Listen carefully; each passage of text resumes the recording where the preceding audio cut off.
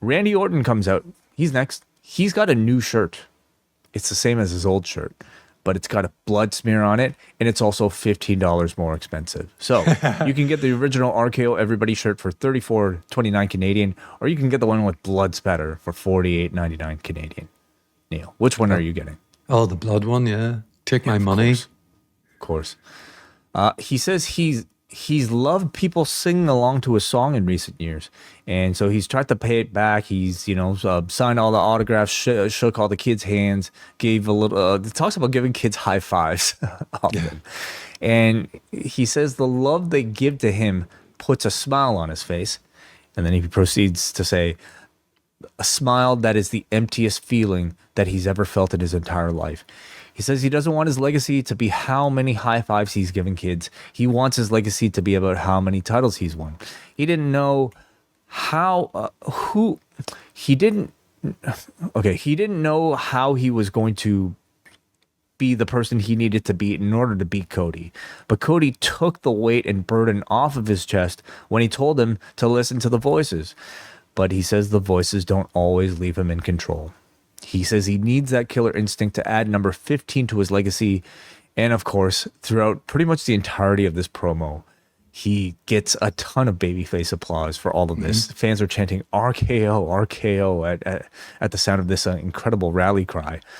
He ends by saying, I hear voices in my head. They counsel me. They understand. They talk to me. They talk to me and they tell me that I'm going to beat Cody Rhodes for the WWE title at the main event of WrestleMania. Your thoughts? There's in the reaction to this, there's like one of the weakest Cody Rhodes attempts from a few diehards in the diehard Cody fans.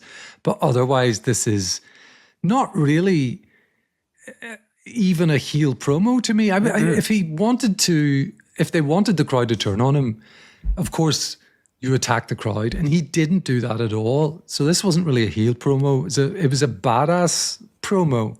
The only line that might be construed as something that actually was to elicit boos was him saying smiles on their faces was you give them an empty feeling or something, which he got a little bit of boos for. But the rest of this was purely babyface.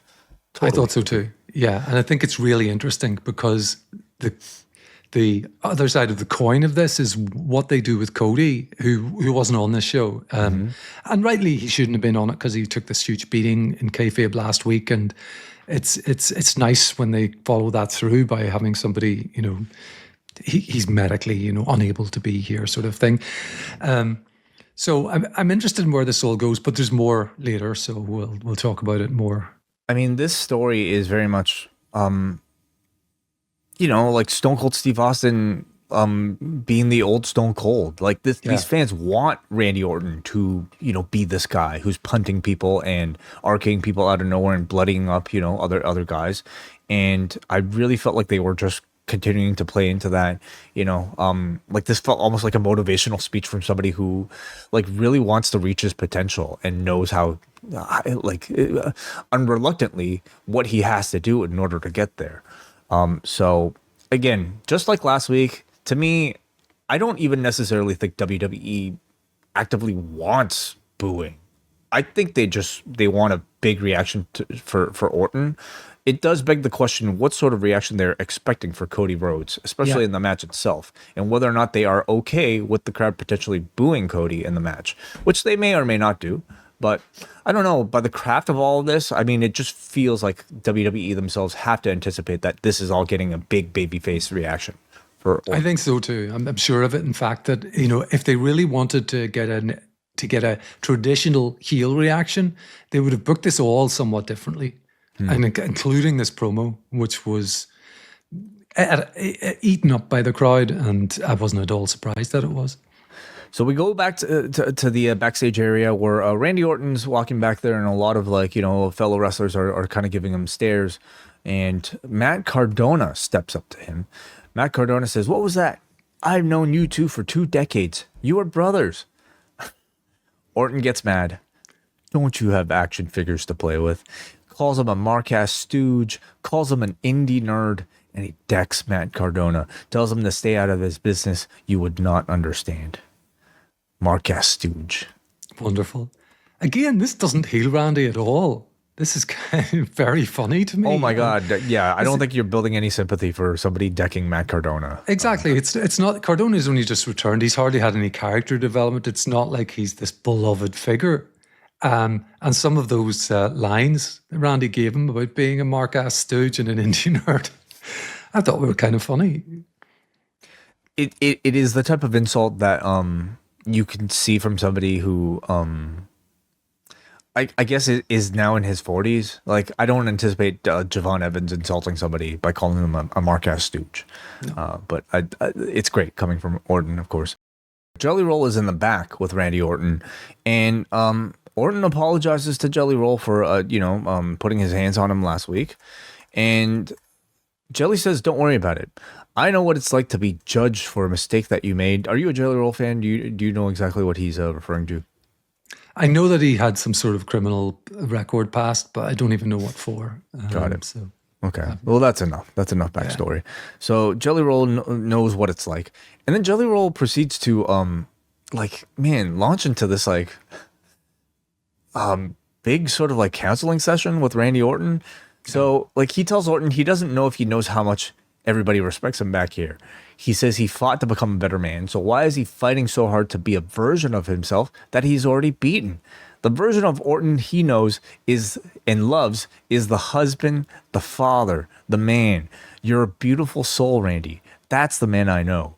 The real Randy knows money comes and goes, but friends are forever. I'm like, I'm starting, getting choked up. Getting choked up. Jelly convinces him to start making amends, including with Cody later, but with Cardona tonight. And Orton says, okay. I think that the Randy that we saw on tonight's episode, the contrarian part of me really wanted him to deck Jelly Roll at the end of this segment instead of that could be coming. Could be coming. So Orton comes out. He's shaking he comes out and he's shaking the fans' hands. He's high-fiving little kids. Everything he said that made him feel empty inside in the prior segment. And then he comes out wanting to apologize to the fans, but especially to Matt Cardona. Randy says, I actually think action figures are cool. I played video games.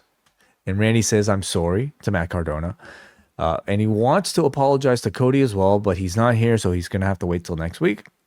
And then this is when Orton drops the mic to hug Matt Cardona. And of course, anytime there's Randy Orton standing in front of somebody else, this crowd is already anticipating what's going on. Mm-hmm. And they're great at playing with that anticipation.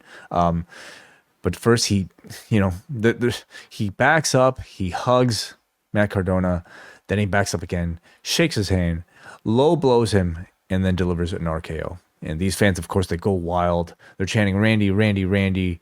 All this insecurity come out. He says, as he's beating up Matt Cardona, they're telling him, think about the future. Think about WrestleMania.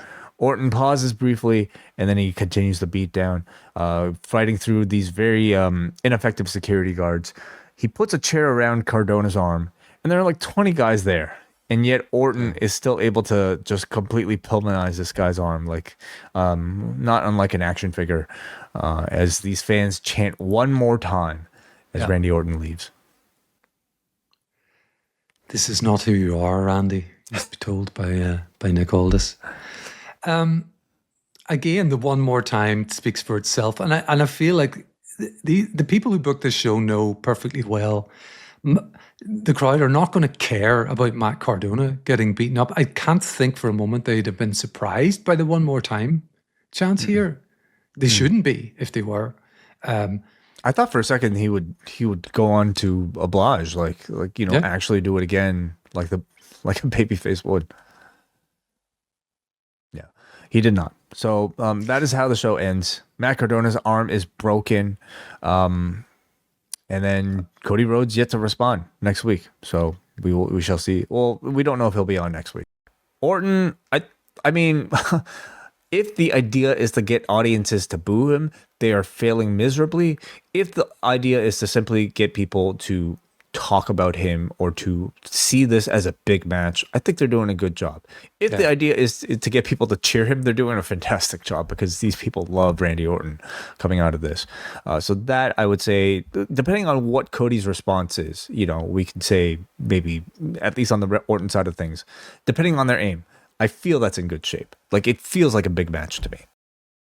The Post Wrestling Cafe is your one-stop shop for all of the coverage that Post Wrestling has to offer. 2 big rewind-aways this month with WWF Insurrection from May of 2002. This UK-only pay-per-view featured the Raw brand going overseas and ending with the infamous plane ride from hell. Then we're going to take a look at AWA's Super Sunday from April of 1983. A new edition of Talk Can Be Yours, plus MCU Later, Book Club, and coverage of UFC 326, TNA Sacrifice, and of course, XL editions of Rewind to Raw, Dynamite, and SmackDown with all the news of the day. Join now at postwrestlingcafe.com.